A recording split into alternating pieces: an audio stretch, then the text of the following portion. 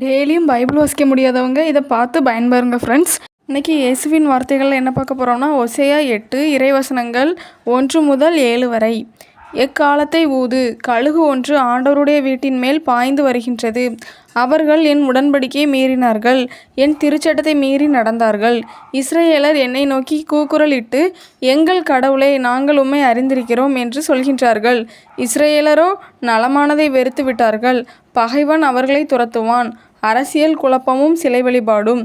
அவர்கள் தாங்களே அரசர்களை ஏற்படுத்தி கொண்டார்கள். அது என்னாலே அன்று, அவர்களே தலைவர்களை நியமித்து கொண்டார்கள். அதை பற்றியும் நான் ஒன்றும் அறியேன்.